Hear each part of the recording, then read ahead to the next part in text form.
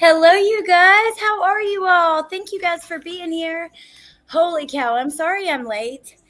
I was on my way home from getting Trenton from football, and I've been getting a toothache here and there, and I can't even see a cavity. It's like in between my teeth, I guess. And it really hurts. It starts to hurt like my whole mouth. So I had to come home and get some Oragel and all the things. So I do apologize, you guys. How are you all? I've missed you. It's been way too long. Hey, Nadie. Hey, Neat Noodle. Headphones. There you are. Hey, Sandy. Hey, Grammy Nene. Punksy. Hey, Nola Chick. Hey, Candace. Hey, Riddler. Sexy Wild Thing. Carol Freaking Claus. Hey, Foxy. Pointer Lover. Hey, Mama Four. Hey, Mary Jane Doe. Brandy Wine and True Crime. Hello, Amelia. Oh, my God. I've missed you guys. I've... Hey, Brandy Wine and True Crime.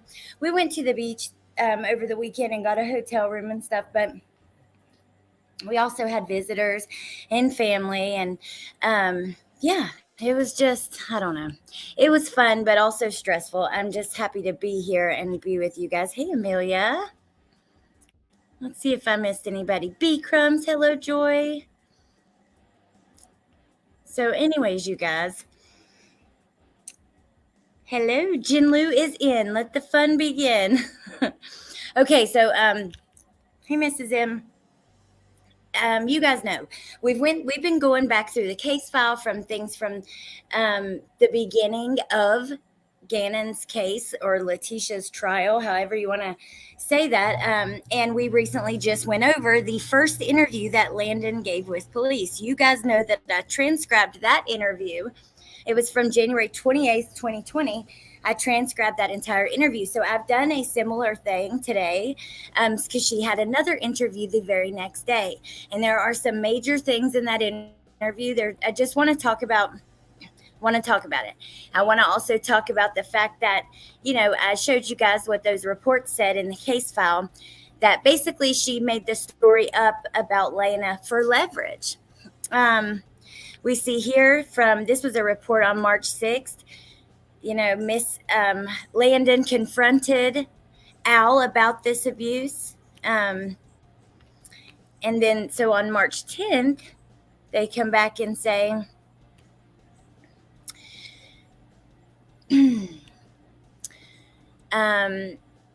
they're unsure if the question of reported abuse had specifically been asked of her. He also stated that someone else had been interviewed. He's aware of the allegation Leticia caused injury to Lena's lip. Detective Riley indicated this report is probably an attempt on the part of Landon to gain leverage in a custody battle for Lena. Now, that's some bullshit, and we've talked about that. I know a lot of you guys were upset about it, and I don't appreciate that either. So now we're going to get into, let me see if I can I'm going to have to share my entire screen and so I can show you guys something. Let's see, share screen, entire screen. I'm going to do system audio. Okay. So then we first went over this. This is where I transcribed her first interview with Detective Bethel on the 28th, and her brother was also there. And it was quite long, but that is where she, we're going to look at the allegation, just because in the second interview, I want you guys to be kind of refreshed and we can look back on this allegation or accusation, whatever you want to call it. So Landon says, there was a situation that happened with my daughter. We were talking about Tisha, and I think I need to say this. Lena came first to see me because they had been in Hawaii. She said she pulled me aside and said, "Mommy, Tisha was mean to me. She took my head, put it under my pillow, woke me up, put it under my pillow, rubbed it in her carpet. She had these bruise marks on her lips. My daughter has very sensitive lips. They break out really bad. Since she's been born, they break out. And so she came out of the blue and told me that. I didn't question her. I can't come to Albert because out of fear, I'll go back to court." And then she did finally tell Albert, which is, you see here, she says, "I waited 2 or 3 days to call when I wasn't at my mom's. I called Albert." Wait, she says, "Because I knew if I called Albert, oh, you're crazy." No. So I called Albert. I was told I needed to call his wife and apologize to her for telling him that she's not a kid and she's not a kid beater. I've never. So, anyways, I wanted you guys, to be refreshed on that allegation. Let me see. Oh, hippie chick, tooth pain is the worst. Hey, Raina. Hey, struggle is real. Hey, Tiff.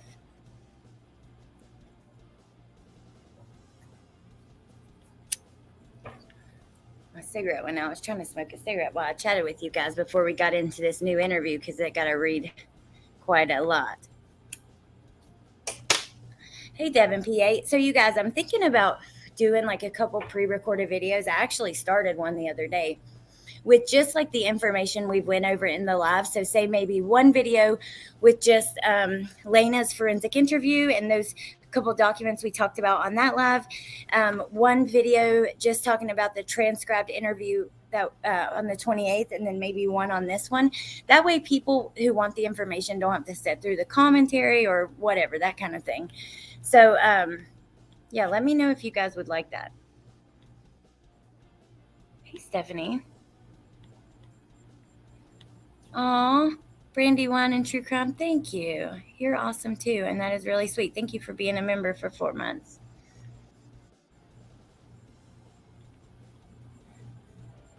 Carol MF Claus. Oh, thank you, Claus. Thank you. I appreciate that. She's very generous and very kind.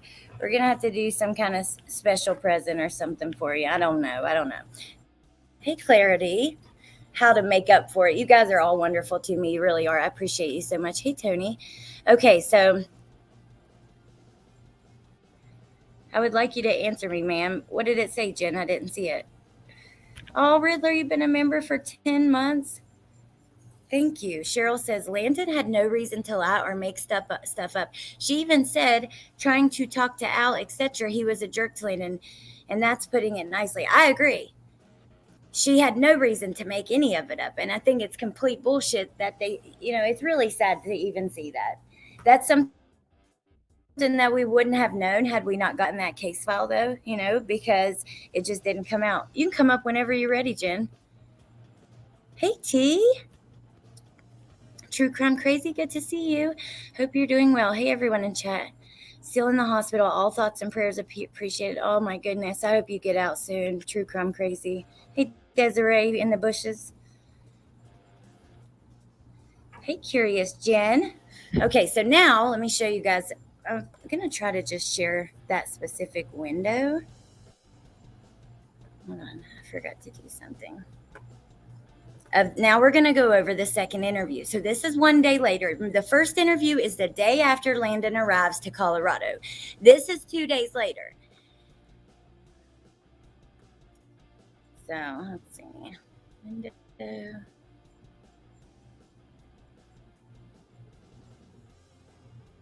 I'm just going to have to share the entire screen, which sucks because I can't go back to the chat unless maybe I put it over my... No, that's the first one I transcribed. The second one, I did it a little bit differently. I did not transcribe every single detail because the second half of her interview was just basically 20 minutes of going over her waiving the search warrant and giving her phone. Hey, Adrian. Good to see you. Oh, thank you, Sandy. So this... Let's see. Let me make it just a little bigger so I can see that. I want to be able to see the chat and... Okay. Punksy, welcome back, ma'am.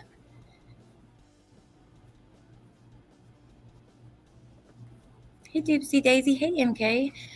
Wrong one.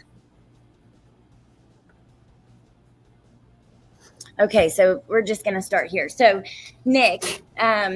starts the interview, basically saying, he comes in, they go over her name again, spell your name out. Just a moment. Hey. Jen? Hi. Yeah, I'm here. It's me. I don't know who the hell else, but I'm good. How are you? I'm good. Pretty good. I had that hit me right before the live. I was like, running around crazy. Got some Orajel, but other than that, I'm good. Did it help? I hope it helped. It did help. It really did. Hey, guess what? What? It's Teresa's birthday today. Happy birthday, Happy birthday, Teresa. Happy birthday. Oh my gosh, what did I do to my screen? Ooh. Oh, thank you, Judy Jetson. Thank you so much. Happy birthday, T. Holy cow. Can you hear me, Jen? Yeah, I can hear you. Sorry, I had to mute. That's okay. I just changed my screen all around, but actually it kind of is working because then I can see the chat and everything. Thank you so much, Judy Jetson. That is so sweet. Thank you. Okay, so we're going to start with this interview, Jen. So this is the second one. We talked about the first one, me and you and Jen. Mm-hmm. And now this is the next day, which there's some interesting stuff that comes up in here. I can't wait to talk to you about. Oh, Teresa, member for 14 months. Thank you. We love you too. Thank you so much. Okay, so Nick starts the interview, saying we interviewed you guys yesterday, so we're not, I really don't think we need to rehash that, but pretty much from the point that you guys left here, during the night this morning, tell me what has changed. What happened? I tried to transcribe it exactly what they said. There are moments where he'll like nod at her and stuff. I didn't add to it, but yeah, so okay, Landon and this is the next day, so this is what, the 29th of January? Okay. Yep. Okay. Hey, Angie. Okay, so Landon starts and says, so this morning I wake up and she got in the house last night around 1 or 2. Nick's like, okay. And then she arrives with her daughter Harley in Harley's car. Previously, she had turned in a rental car that she has and rode with her daughter back to the house. So this morning I woke up and I went and asked Albert if she's there. And he said, yeah. This morning around, well, I'm still messed up on time, mid-morning, he called us in the room to talk to her. I called the investigators already to let them know that, hey, she's here.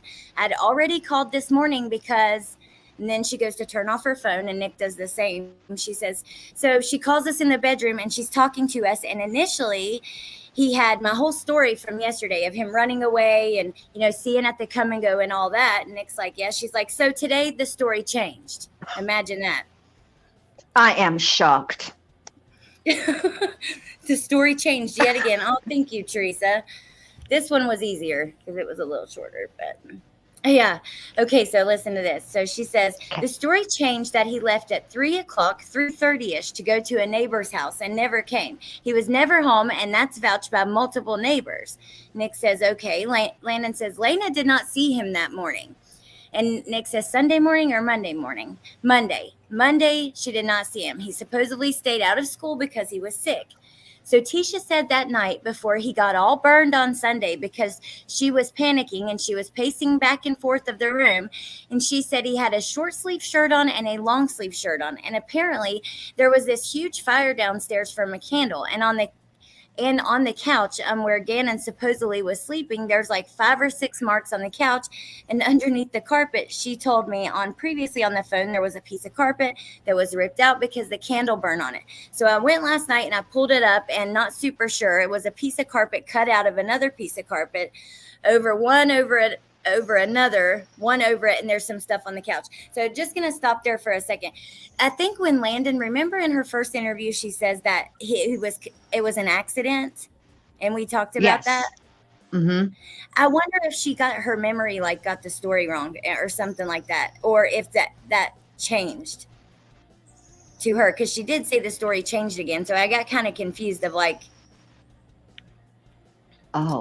was going on there. Let me ponder that. Let me also just state for the record, although I feel like this is very obvious, should any of you guys find yourself in a situation where you have to replace a part of the carpet, you do not cut a circle out. That is terrible. That will not work. It has to be like a square.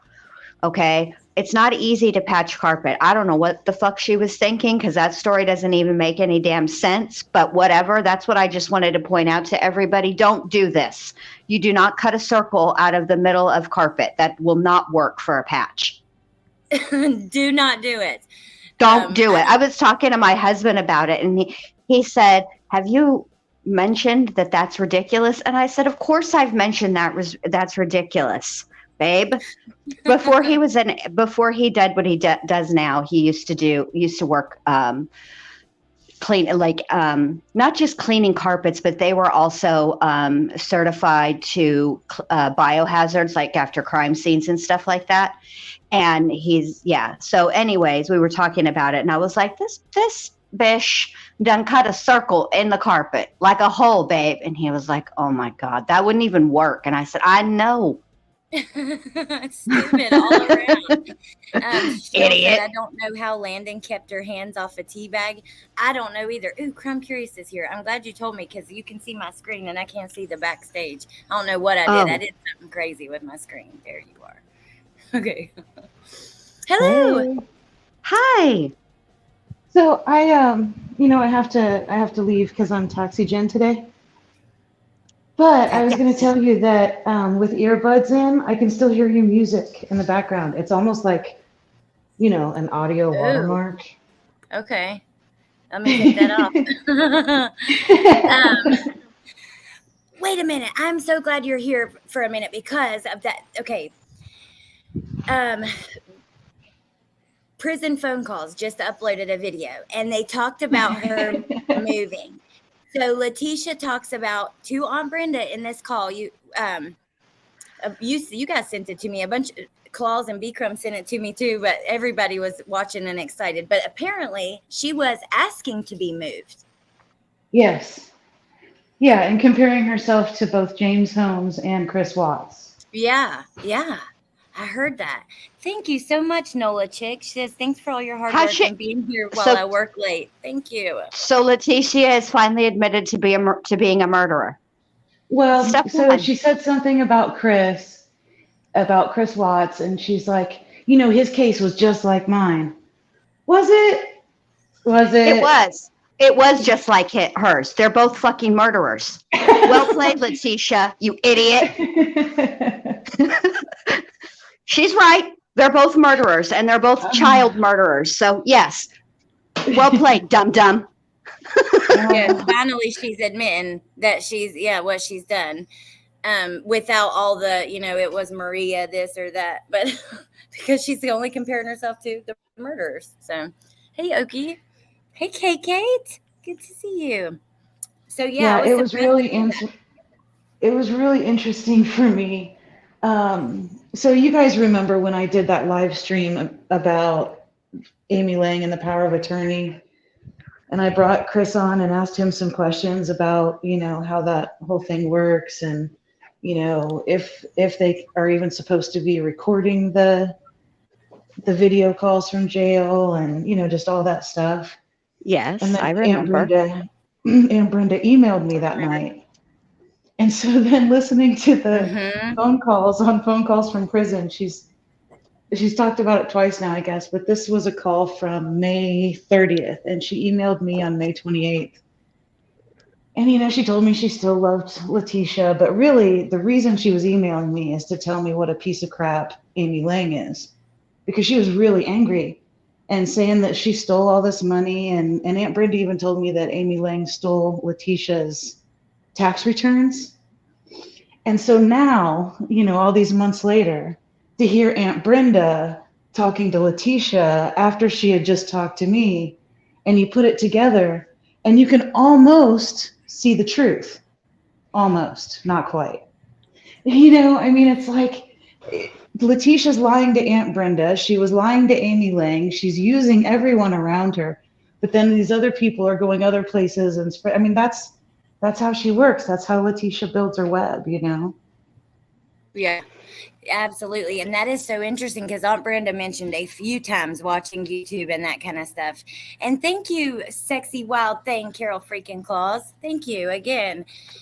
Like I said, we're going to have to think of something special to do for Miss Claus. I don't know. I agree. Yet. Yeah, I agree 100%. Definitely. I had planned to do a little something special for all the members over on my channel, and then freaking Idalia. So we'll do it, though. We'll do it. Okay, well, I'm going to keep going a little bit because I want to hear your thoughts. Yeah. Oh, God, I can't wait to talk to you guys about a couple parts in this because the Okay. cop says, yeah, I won't get to that till we get to it, but there's a couple things that stood out to me after some of our recent conversations. So then Landon, she's talking about, her story's changed now, all this carpet, candle, the stuff on the couch. Nick's like, okay. And she says, there's no flames. There's a couple blankets because she said that she put a whole bunch of blankets over the fire. And she also took the blankets and the clothes that Gannon was wearing and got rid of them. And he says, okay. And then Landon says, and then she said Gannon was all burned up from the fire and bleeding from the fire. Didn't make much sense. And also said that my daughter said that on the little light switch in his room that they had blood and they end up when popping it off. That happens sometime Sunday. Monday, back to the whole story with him supposed to, Lena never seeing him that morning. Tisha said that he was in the bed. Lena didn't go check on him. When Lena got in from school, she was asked about Bubba, and she said Bubba's not feeling good, and she was told to go get the mail. He's like, oh, is that Gannon? Yeah, that's Gannon. But even this part, so she mentioned to Leticia that my daughter said and also said that my daughter said that on the little light switch in his room that they had blood and they end up when popping it off. Those are her words. I transcribed it exactly what she was saying, and I was even like double checking with closed captioning because they don't get it right often, but there are sometimes where they'll hear something I don't hear. But that light switch part, like, that just bothers me. She was already, and because we know what was on the light switch, and I don't know. Well, we do know what was on the light switch, Allie, and also in the trial, it came out that Lena cleaned the light switch. Remember? I remember them talking about it, yeah, because Tisha said in that with Gruesing, yeah, that like she'll help clean the light, yeah, the walls and the lights. So she's always helping cleaning, and Gannon's always bleeding everywhere. That yeah, yes, everywhere, everywhere. Oh, David, thank you. You are so sweet. You guys are the bomb. My niece told me this weekend, she was trying to repeat me because I always say that's a bomb.com, and she said that's a .com bomb. I was like, oh, that's better. I like it. Yeah, no, that's what I said. I was like, we'll change it to that now. It's a .com bomb. I love it. Team Psych Word. Wow. So that child cleaned the light switch. I believe that she did help with a few things, unfortunately, based on what was said in the trial, and then also these interviews and then the case file. But okay, so Landon says, and then Tisha, I asked her, where's Gannon?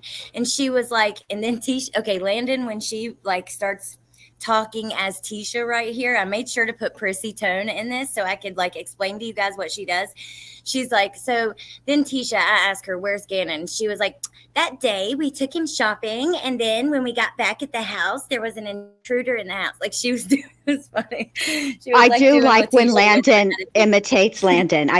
When Landon imitates Leticia, I do think it's funny. She did that in her first interview, and I thought it was hilarious. Yes. Hey, Johnny Blackhawk. Thank you, Judy Jetson. I appreciate you so much. Okay, so she says, this is Tisha. The day that we took him shopping, and then when we got back at the house, so picture this. Your child goes missing. Before I read this, your child goes missing.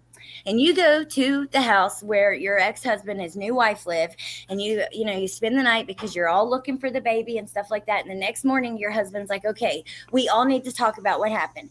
And the stepmom comes in and she says, that day, we took him shopping, and then we got back at the house. There was an intruder in the house, some Hispanic person, and she was screaming rape and said, so she's saying that Leticia was screaming rape, and she said she was trying to go to her gun, but she couldn't get to the gun. He got to the gun first, which, in my mind, if somebody's in there, I've been raised, someone walks in my house, I'm going to blow your brains out. I don't care. I'm just telling you that. Hold on, you guys. I'm so sorry. Hold on a second. No worries, babe. Sorry, that part of the story doesn't make sense because if it's an intruder, is she saying the intruder came after they got home or was already there before they got home? She's saying that he was already there before they got home, like he was laying in In there wait. waiting. Yeah. Right, with her firearm, or did that? See, this is where it's all twisty. Yeah. Because how long? It just we know this didn't happen, so let's not spend too much time analyzing it because it's full of it's ridiculous. She's so ridiculous. Every time she tells one of these throwed off stories, my anger and rage gets renewed.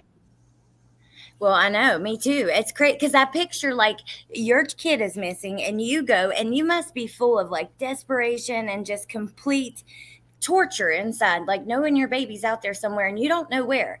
And then the stepmom comes and she tells you this fucking story that makes no sense.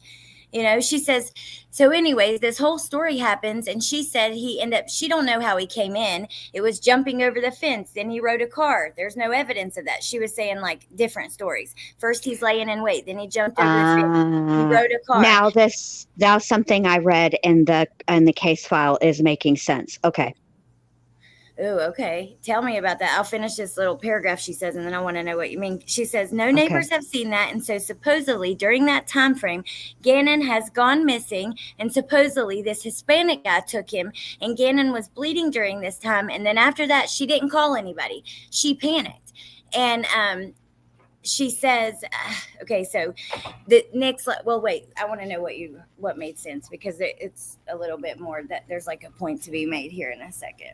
So when they went around canvassing the neighborhood, one of the things that they were asking people is if they saw anybody jump over the fence. And I could not figure out why they were asking that because Gannon obviously went out the front door, right? According to Leticia.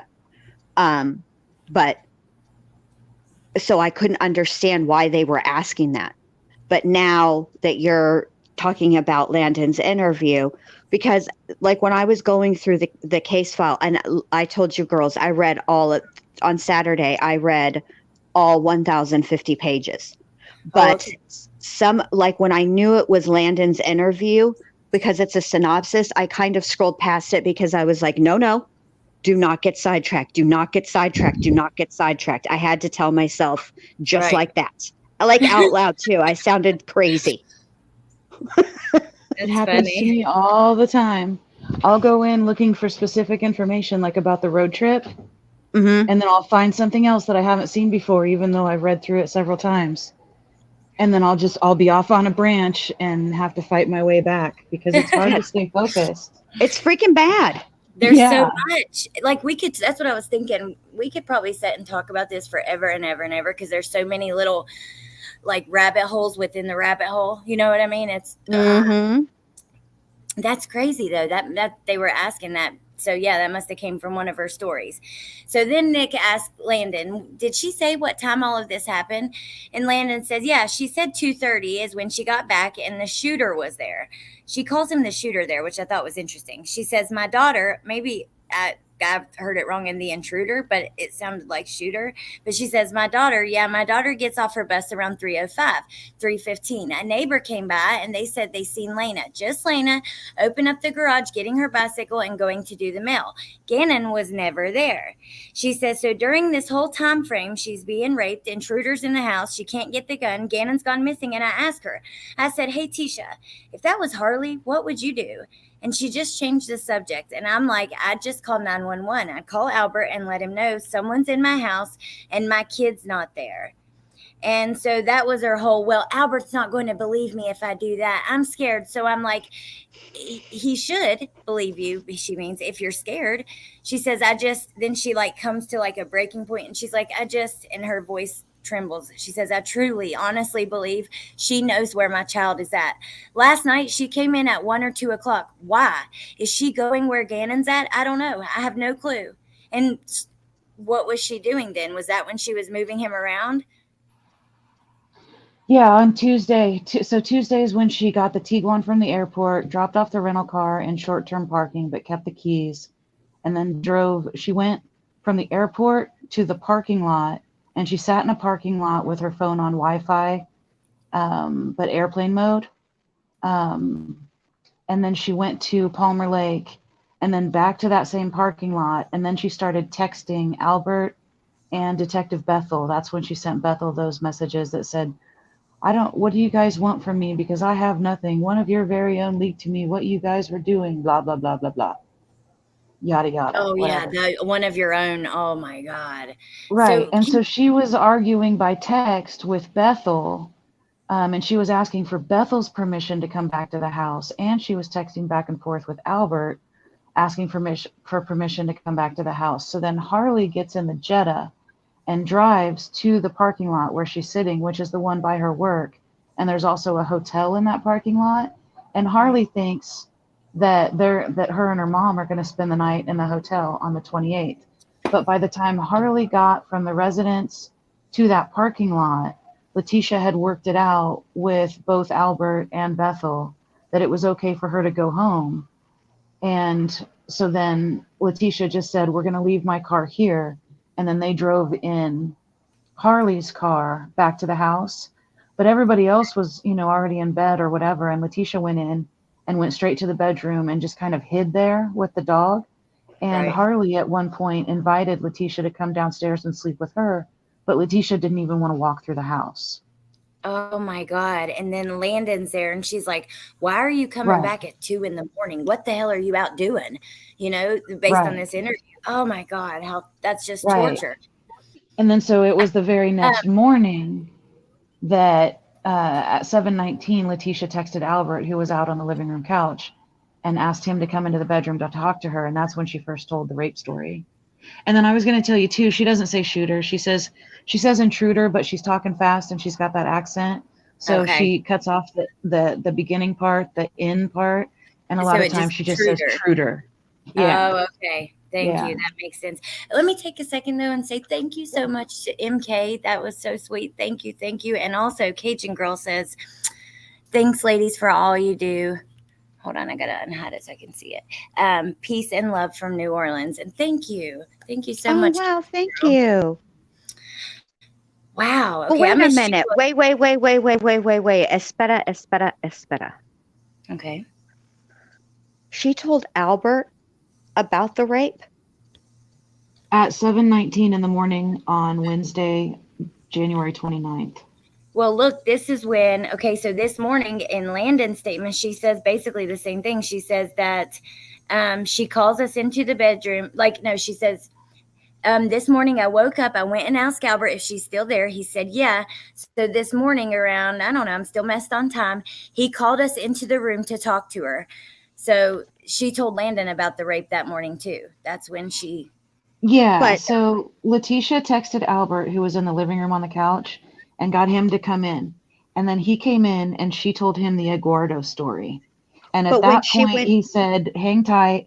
And then he went and he got his mom and his sister out of Gannon's bedroom because his mom and his sister had slept in the 2 beds in there that night of the 28th. And he didn't give them a lot of details. He just said, this might be a crime scene. I need you guys to get out of Gannon's room. And so he got them out. And then the very next thing he did was gathered the guns and gave those guns to Landon's brother, Brandon, and got the guns out of the house. And then he brought Landon in. So then Albert and Landon came back into the bedroom, and then Leticia told the rape story for the second time. The first time was to Albert, and the second time was to Landon and Albert.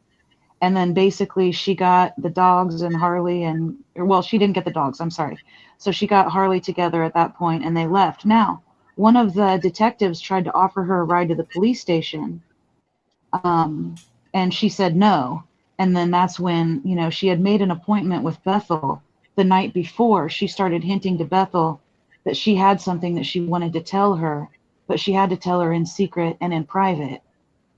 So she hadn't told Bethel the rape story yet, but she started working on it the night of the 28th. She spent the night at home.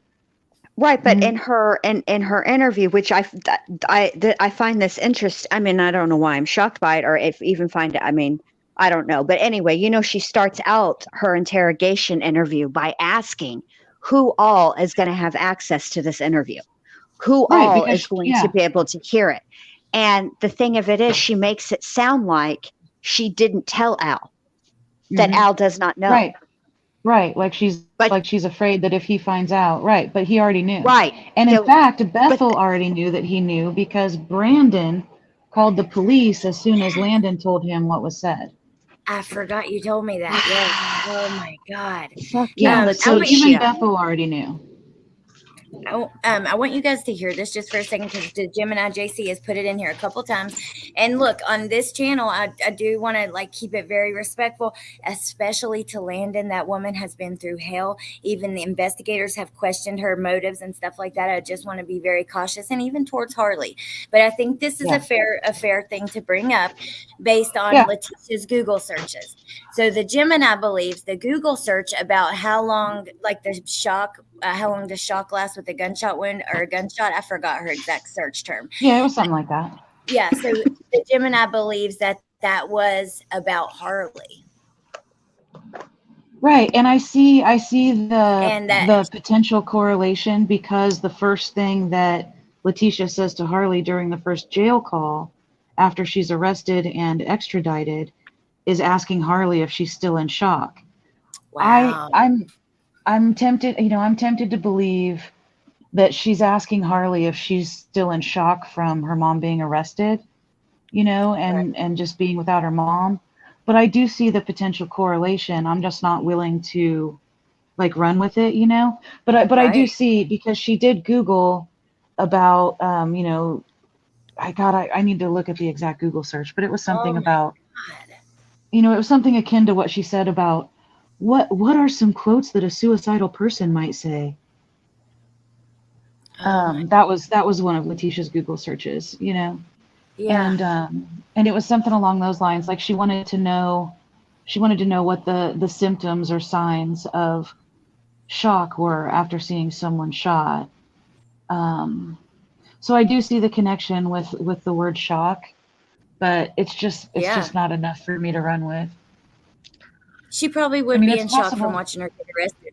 But damn, that's pretty crazy. What we need to know, I'm shocked. I'm shocked, but I think what we need to know to give us an idea of perhaps, listen, we probably don't want to get too deep into the mind of one Letecia Stauch, okay? Because that thing is it's a mess. But I would be curious on the date of the Google searches, because I feel like that could also be, remember, Leticia has started to weave some stories at this point. First, it's he's missing, right? He ran away. Then it's the Eduardo situation. Then, you know what I'm saying? So I'm curious when the order of the Google searches. I need to look that up.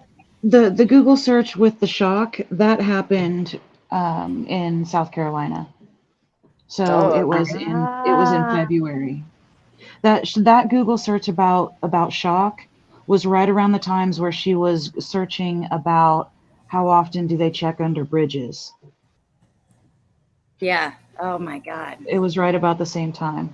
Or, what does a body in decomp look like after 30 days or whatever it was. So it's easy enough to look up, but KTM, I gotta put Claus in the Nightbot.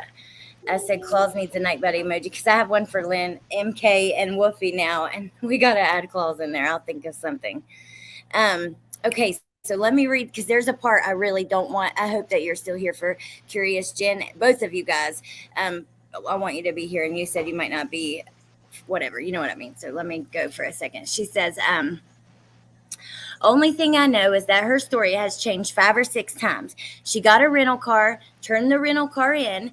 She has her personal car, which is Albert's car. And I asked her, I said, where's the car parked? And she says at the airport. And Nick says, okay. And Landon says, so I don't know if that car has left at some point, whether it's to go shopping, whether it's to take my son. But there's a reason why that car's not back at that house. So I have no clue. I don't believe my son ran away. My son is not the type of person to go and not come back home. My son does not like the outdoors all that much. He'd rather be in a chair playing video games, helping around the house, and with his sister. I will say the fact that she wouldn't bring her car home is like, that is just weird. Of course that's going to stand out, you know? So she says, none of this time frame have I ever seen my two kids not together. If Gannon's outside, Lena is outside. If Lena is outside, Gannon's outside. During our separation, they became best friends. And they take that bond very, very closely. Brandon, that's my brother, Gannon knows. Then she said, no, Gannon. She accidentally called him Brandon. Hey, I have to send these to you, by the way, to put on the website if you want. I meant to do that and totally forgot, but I will when this is over. But she says, Gannon knows Lena's his sister and that wherever they go, he's going to protect her. Her voice breaks and she says, so the first red flag was that they weren't together. And that's all I really know. Other than that, something's just not adding up. First, when I called her, when I've just heard about my son missing at 11 p.m., was it Monday? I just got in from work laying on the couch. Why am I just finding out my kid's missing at 11? Let me fix that. I did it on WordPad this time so I could adjust because I couldn't edit the last one. So this is the part I wanted you guys to both hear. Then they talk for a second about something not relevant. It's just like, I forget what it was. It just small talk for a second. So I didn't type all that up.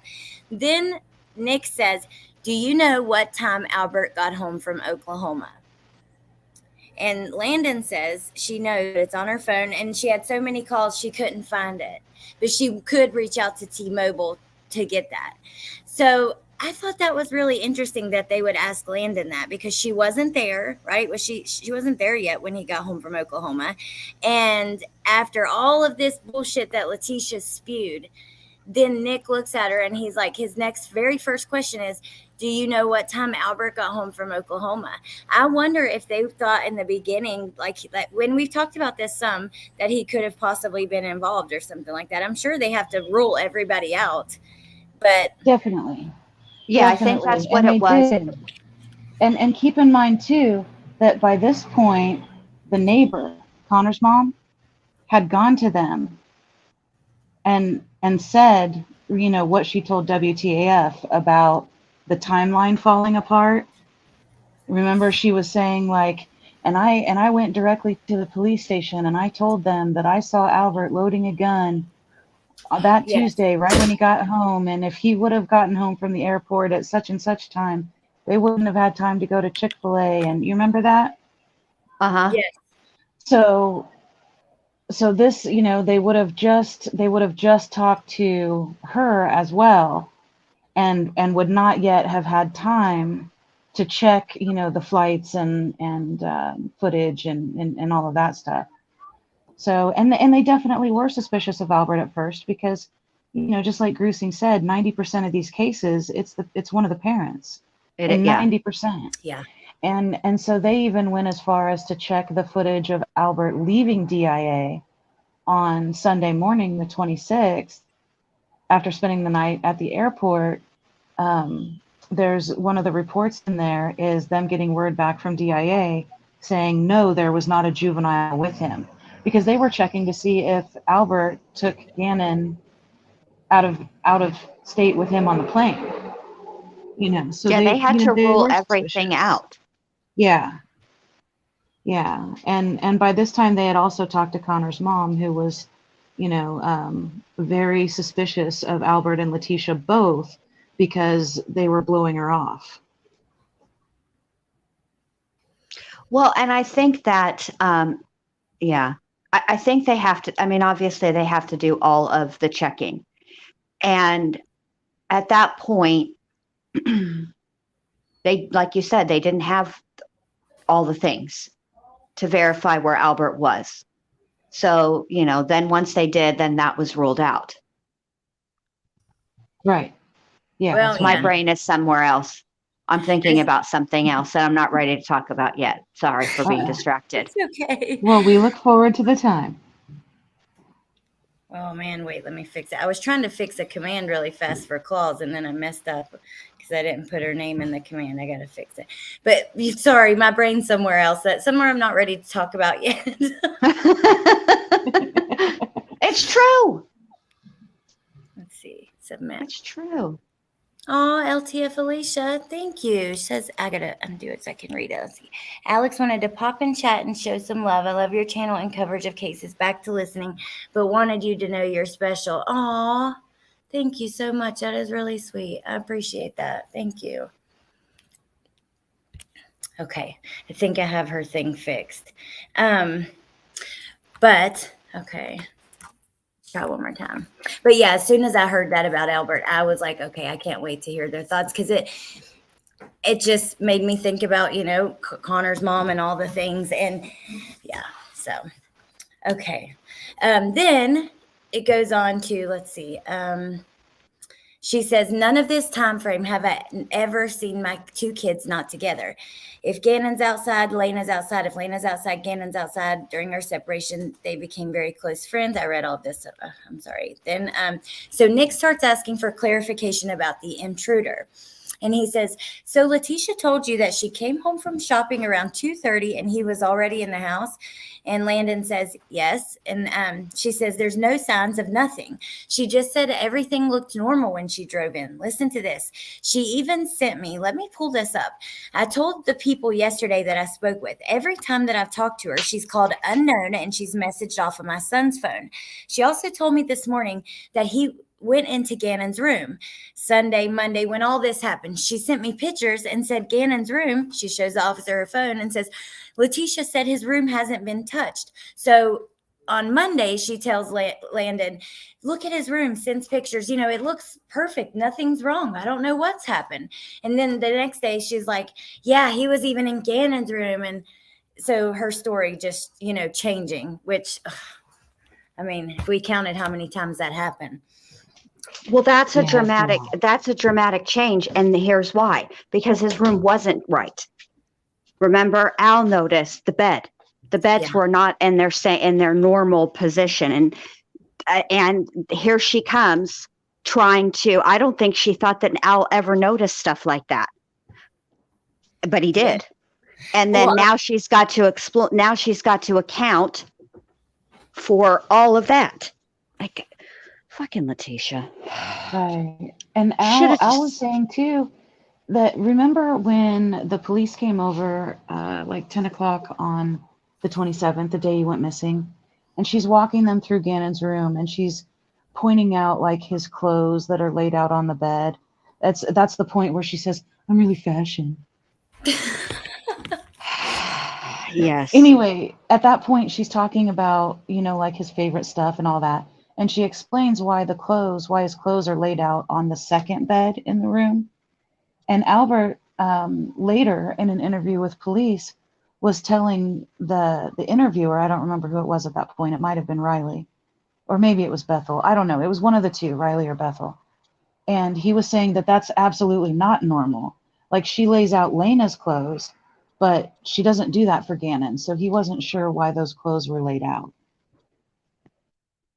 Oh. Wow, that is interesting. Well, okay, since you have the text like memorized pretty much, the last part that I transcribed, because after this, all it is basically permission to get her phone, the way, her setting there, which I'm not a fan of showing her in the interview room sobbing, crying, and just, I don't know, I don't like it, but it is what it is. But before he goes to get her phone, she starts showing messages like that Leticia sent. Mm-hmm. And she's like, basically saying that she's pointing at herself, like she's giving it away by the shit she's saying. So then she reads this text that says, I do not think he is okay, but I have to be real. If they see the news, they are criminals. Talking about the people who have Gannon. And then Nick asked about the pictures. She's like, can I see the pictures again of his room? So at that point, did Nick already know what had happened in the room? When did they go in with the luminol and see, like, does anybody remember? Oh boy, they went so many times. I think the first time they did luminol was the evening of the 29th, because that's when, the 29th, early in the morning, is when, rape story to Albert, and then to Landon and Albert. And then she finally, around noon, went into the sheriff's department, and they started getting search warrants right away. And so I think the first time luminol was used was the evening of the 29th, just after like 7 p.m.-ish. I wonder so that's after this interview. Yes. Okay. Interesting. Hey, crazy mama.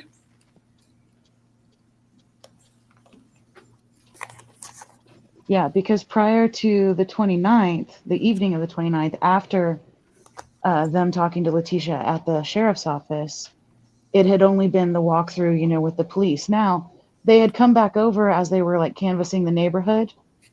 I think it was Berklich, but it might not have been, so don't hold me to that. But it doesn't matter. On the 28th, they're canvassing the neighborhood, and they're knocking on doors and talking to neighbors, but they're still looking for a missing kid. So they're not searching the house and using luminol on the 28th. Okay. Yes, I believe that you're 100% correct, that the first time that they used any of the reagent stuff was the 29th, after she changed her story. After she changed her story. Right. I think you're right. Oh, thank you, Brandywine and True Crime. And you guys can comment about whatever you want. Well, you know what? I think I don't know. I've really enjoyed going through all of this with you guys because, hell, I've been following the case for years. But even if I hadn't, like anybody who's watched the trial, even, it's so nice to be able to see the backstory, see the interviews that were happening, see the reports. Like, thank you guys for helping us get the case file. And thank you guys for through it all with me, because it's been very interesting. And there's still more to talk about, really. A lot more, So much more. So much more. And I will say this, reading the case file, but keeping in mind what like what took place in the trial, right? And playing back the testimony, because they're asking questions based on what's in these reports. But to put it all together in context, it clues you in on just how serious they took this, because I've seen in places there's criticism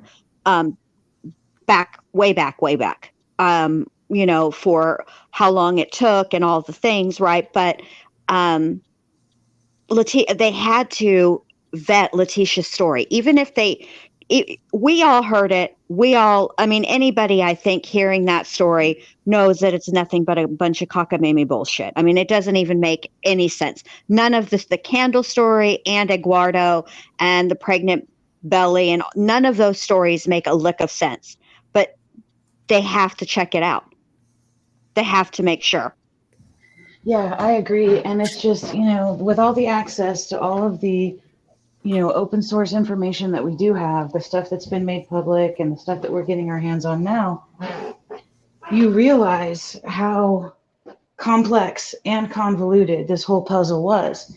And so, like, even with that post I made about the DNA not actually being found on the gun and that being a mistake, I'm still not criticizing, because, we've got the layer of everything we knew before trial, and we had the probable cause affidavit, and we had all the stuff she was saying in the press, and, interviews like Connor's mom and all that stuff. And then we had the trial, and now we've got all of the stuff that we're getting after. See, but they were piecing this all together back then. And I can't imagine, with all the stories and the wild goose chases and the false information, even just looking at all the tips that came into that office. I mean, I have no room to criticize anything that happened, and the mistakes that did happen.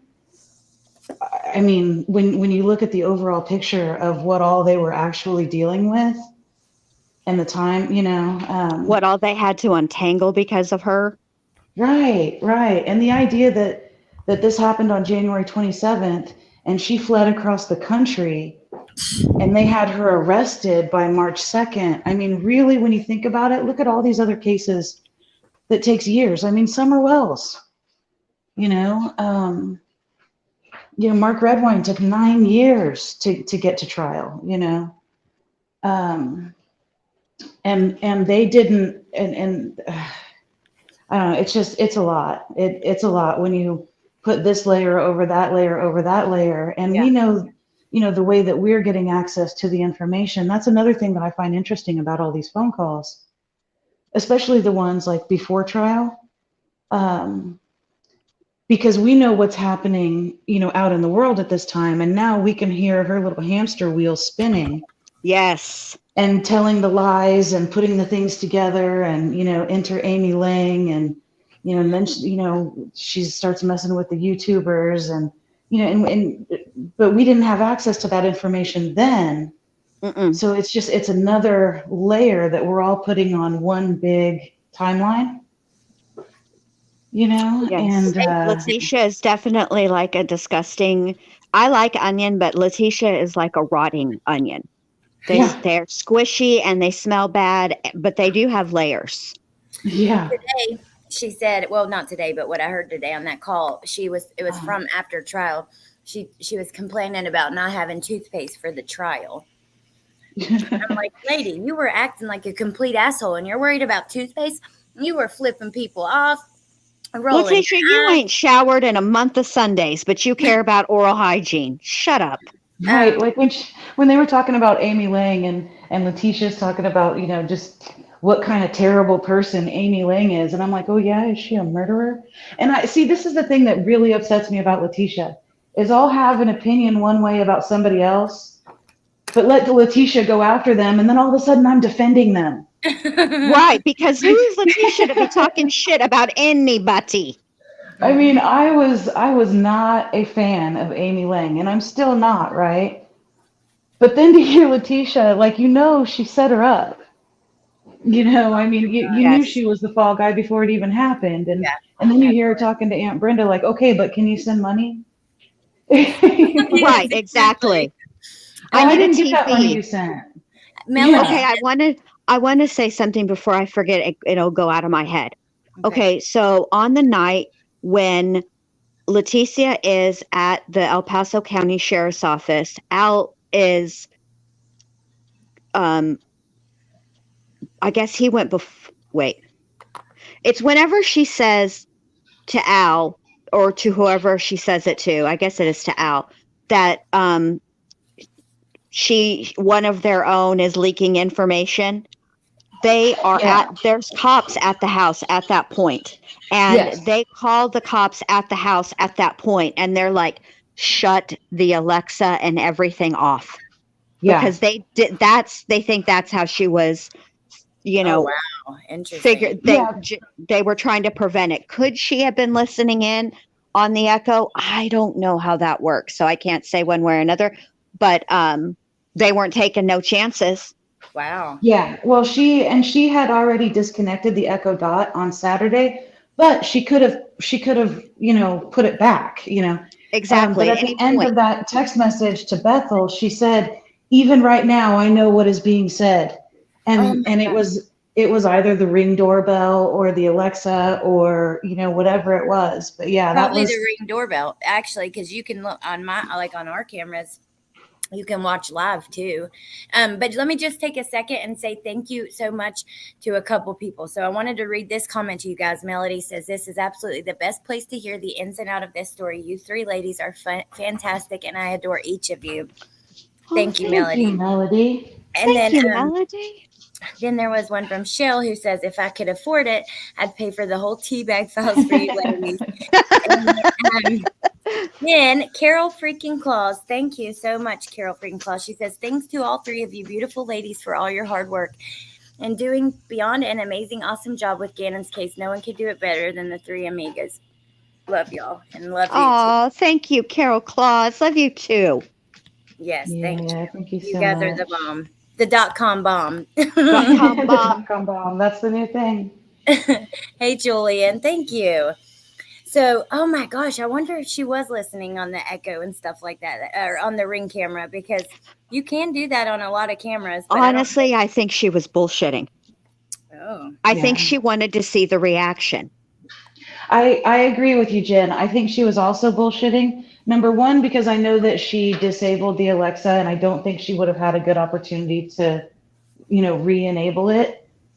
Just because of everything that was happening with, Landon coming that day and Albert coming home so quickly and neighbors hitting her up and the Facebook groups and, all of the stuff and the things and the food train and the army coming over. And I just don't think she would have had it. I mean, it's possible that she would have, but at the same time, remember, she was texting back and forth with Harley that whole time. Even Yes, though she Harley was. said she hasn't been in contact with her mom, that was a lie. They Oh, I were just heard texting back Morty. and That forth. was a And lie. that was a lie. And they were texting back and forth. And not only that, it was Leticia who told Harley to tell the cops she wanted to leave and she was uncomfortable with the male cops being there, except Right. for there wasn't only male cops there. Jennifer Ardent was there. And Oh, last I checked, that's a female. yeah. Yeah, Did and they she have any wasn't the phone only calls? one. Yeah. No, she wasn't, but she's the name that I remember distinctly due to the difficulty I had reading her name. Wait, Because- did Oh, they yeah, have any yeah. phone calls, Harley? And you guys, so the other night I was at the beach and I totally missed Jen's live on Harley. And if you guys missed it, you definitely want to go check it out. I'm sorry I wasn't there, Jen. And yeah, Blocked and reported. Just kidding. blocked and reported. But You that have day family, babe. It's still there. You can watch it anytime you want. Well, I know, but I like to be there live with you guys. But still, that day when that happened and she was uncomfortable with the male police, did they have any phone calls? I don't think so, but I'm not sure. Well, I mean, that she was constantly in contact with her, Yeah, be but it through phone call or text message or FaceTime. But during that time, it wouldn't be. We wouldn't know what they said. You know what I mean? That's why I asked. right. Well, there was a long period of time that day. That was the 28th, which is when she got the Tiguan from the airport, dropped off the rental car, but kept the keys, and then went up to Palmer Lake in the Tiguan. And then came back to the parking lot, and then that's when she was in contact with everybody. But during that trip to Palmer Lake, it was all airplane mode. So nobody was able to get a hold of her for a while. And then by the time that she was in touch with her, Harley's saying that, the people are there and all that. Well, let me just make this point. And you can take it however you want. I'm just reporting the news. I don't make the news. I'm just reporting it. Harley was asked repeatedly if she knew where her mother was. Okay. And they read the text exchange between Harley and her mother. And Harley said she didn't know where her mother was, but she also didn't ask her mother where she was. Right. So take it how you want. Right. Okay. I don't know. Not once. Even at one point, Harley didn't even know that Lena was in the house. That part I found interesting. Yeah. And I will say this, when I did that live the other night, I intentionally did not want to bring these things up while I was doing the live because I wanted people to hear the information as it was presented in the case file and at trial and make their own minds up. But now that that's done, and it's been a couple of days, I have tons of opinions. I just didn't want to shade the live or shade the viewers' opinions of what I did. Exactly. I just wanted them to hear exactly what happened, when it happened, who was, all the things. And then I do want to do a follow-up live to that, you guys, where we just talk about what we learned and people can give their opinions. But I didn't want to do that. I wanted you guys to just hear it how it was. Well, what was your opinion after all of it? Because I haven't seen everything about Harley in the case file. I don't think, because I haven't searched her name. I haven't searched to be sure that I've seen it all. Like with her name, you know what I mean? Or whatever. I would like to search. I have another keyword I'm going to search tonight. I'll tell you guys off of here. All right. Yeah, you can't search Harley by her name because they've redacted it. Right. My I was wondering opinion. about that. Yeah, no, you can't because it's redacted. My opinion about Harley is this. I do think that Harley suspected something was wrong all the way up until, I think it wasn't until they left Florida that I think Harley was even more suspicious of Leticia. I think that it's very difficult based on the information we have at this point, including the trial, even at the trial. It's very difficult to know for certain what is going on in somebody's head. Yeah. And there are a lot of factors you have to take into account. One factor is that Harley was a minor at the time, and she wanted to point that out repeatedly in the videos that she made. A minor, I'm a minor. You're doing this to a minor. But at the end of the day, she's not wrong. She was a minor, and her mom would have to give permission for them to speak to her. Harley can say yes, but the fact of the matter is Harley was not going to say yes because here comes Leticia telling her not to talk to them in the Marshall's parking lot. And right. There is a big part of me, you guys, because of the type of person Leticia appears to be or has shown herself to be, because there's some parts that we know are factual, and then there's other things that we're just, kind of guessing at. But I think that there is an element that we haven't really talked about, and that is if Leticia is capable of doing all of the things that she did, she's also capable of twisting things to make Harley appear like she's cahooting. And I personally believe that part of that twisting is some of those Google searches and the throwing of the keys to Harley's vehicle. And the reason Harley was put into handcuffs, Leticia and Harley, is because he told her that he needed her phone. And he tried to take it out of her hand. And when he tried to take it out of her hand, she held on even tighter. Now, Harley weighs about 2.5 minutes. Okay, I don't know what she thought she was doing, but he ended up getting it, and he thought she was going to be a problem. And so for her safety and his, she was put in handcuffs. That's how it went. But I do think that there is an element there of some of the things that Leticia did. I do think that she tried to, I think she did things intentionally to make it appear as if Harley was cahooting with her so that she could keep control over Harley. It was Leticia was telling Harley essentially, it's us against the world. They all think that I did it and you helped. That's what I think she was feeding Harley. Right. I do. Absolutely. I agree with you. Absolutely. And she wanted the same thing from Albert. Look at what she was texting to Albert about how, they're saying bad things about him to her. And that's why they need to get an attorney. And, and she wanted it to be her and Albert against them. And at any time, Leticia can throw you under the bus when she's done using you up. And that doesn't matter if it's your daughter or your husband or a so-called friend or a family member and anybody in Leticia's life. I mean, look at the trail of lawsuits, or the problems that she had with employers. She probably comes in and she's like the best employee, and then you actually get to know that everything she said was BS.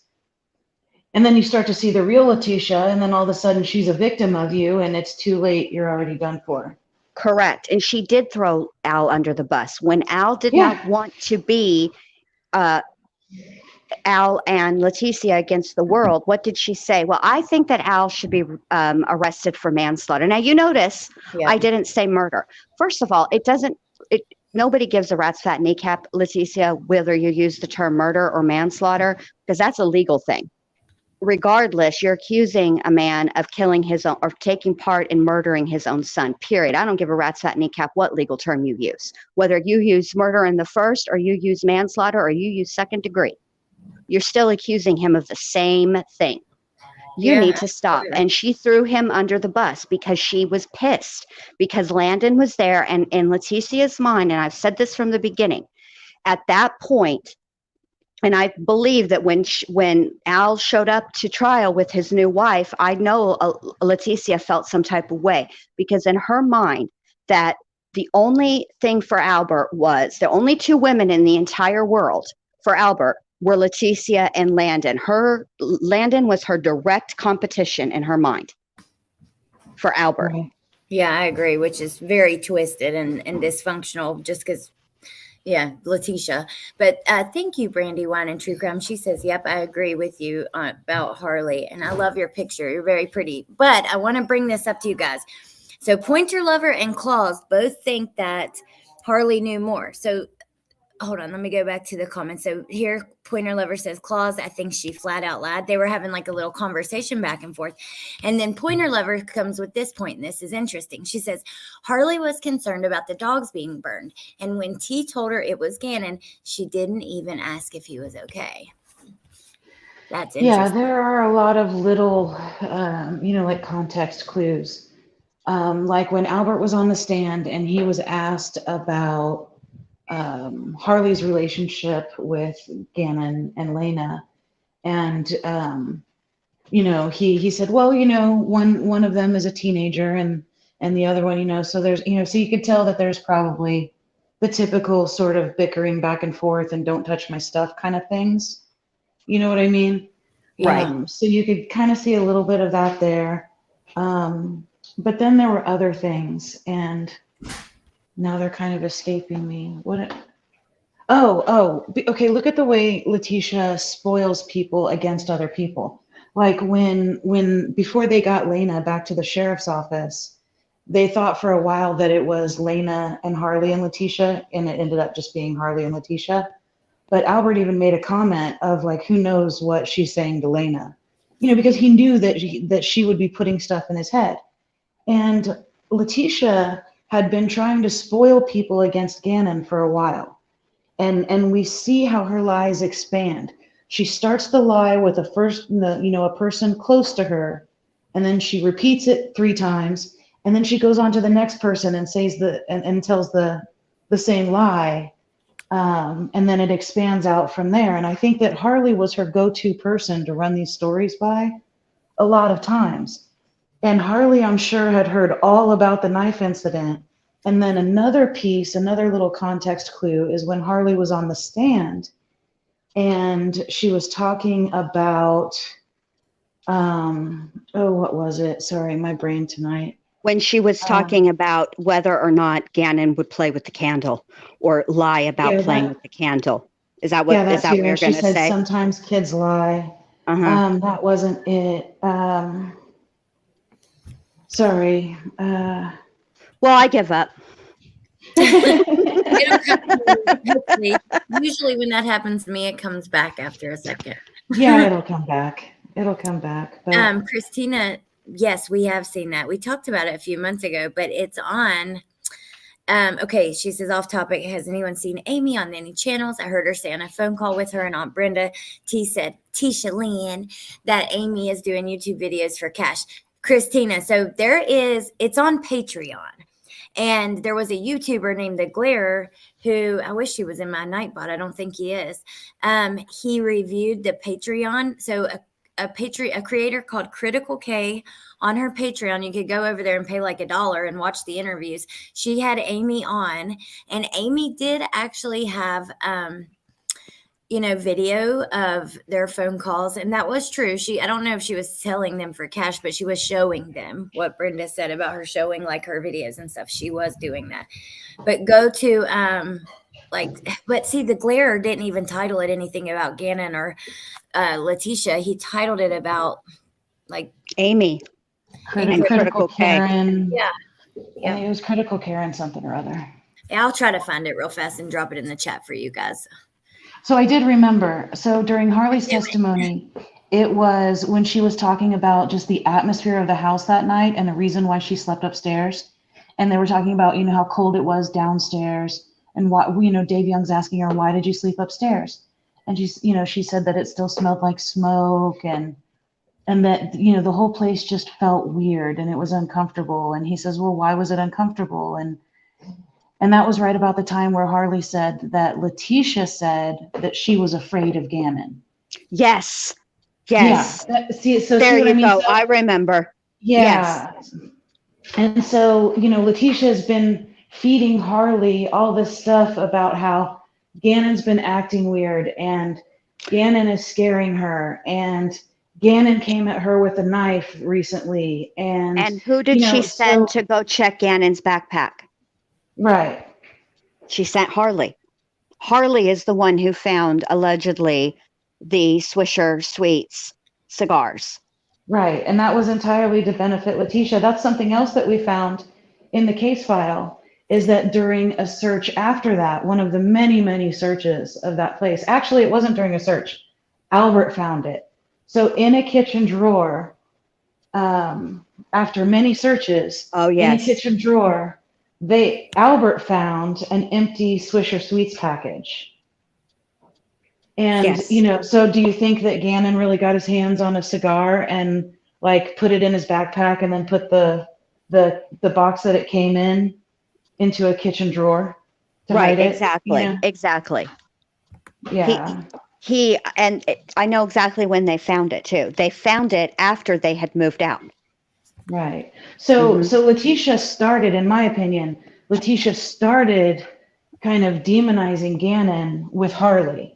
And then once again expanded it, and then told Albert about the quote unquote knife incident, Correct. and that, so she's been painting this backstory about Gannon probably before he even knew. I'm sure that he could sense it, Right. But she had been working on this campaign against Gannon for a while. Yes, she had been working on an anti-Gannon campaign for quite a while. And just like you said, how she started it was she when the whole knife situation didn't go the way that Leticia wanted it to go, I think personally that is when she began recruiting Harley for backup as a quote unquote witness. I agree. I think Leticia moved people the way that a chess player moves pieces on a chessboard. That is what she did. That is why the stories from one person to the next are not 100% contradictory, but there are little elements that are changed. And it's those little elements that are changed that seem innocuous, right? But when you put it all together, I believe that it's the little details that are the most important. The ones she chooses to change between each person, like she made when she's telling people, including Harley, which is ridiculous because Harley lives there, right? Mm-hmm. She's telling Harley about the candle story, and she's afraid of Al to Harley in the candle story, right? But Harley lives in that house. She knows Al's brand. She knows that it's Leticia who freaks out over every little thing. She's the one that's, to quote Al, a firecracker, which is just nice for saying crazy as fuck or throat off. Right. But you know what I'm saying? So it's interesting to me to put all this stuff together with the backstory, which are the investigative reports, so that you can see in real time the way that Leticia has all the times that she has interfered and attempted to twist and change the narrative. Right. Okay, you guys, I got to tell you, I think that we should, because we're coming back tonight on your channel, Jen, for Serial Sunday, which is Monday, but because we had to reschedule last night because my company didn't leave till pretty late. But okay, pretty late, yeah. For light. I did put the Amy Lang interview in the chat. It's 2 parts. You guys go check it out on the Glares channel. He reviews it. And then I wanted to try to do an alley rally over on Teresa's because she's going live right now. I saw it when I went to find the Glares video. It's her birthday. So she's about to do Yes. a live and a hangout for her birthday. And I hope that you guys in the chat will go over as well. And yeah, we'll do a little alley rally over there. And then we'll see you guys tonight at 9. Yep, I've got some errands to run, so I'll be in lurk mode for Teresa's, and then I'll be back here for Jen's. Yay! Yay! Love you guys. Love you, chat boy. And thank you so much for being here. And thank you, chat. Thank you, everybody. You guys are so awesome. I missed you the last few days. I cannot. Well, I'll see you guys tomorrow for sure. Because I've been gone for too many days in a row, and then I start to miss y'all. I'm like, okay, I need to get back. I'm bored. But okay, I'll talk to you guys soon. I'll see you tonight. Let me drop Jen's link too, where the Cereal Sunday is happening. We're talking about BTK. It's going to be a lot of fun. So, okay, I hope to see you guys there. Yeah, I love you tons and have a good night. Bye. Thank you for everything. Bye, guys.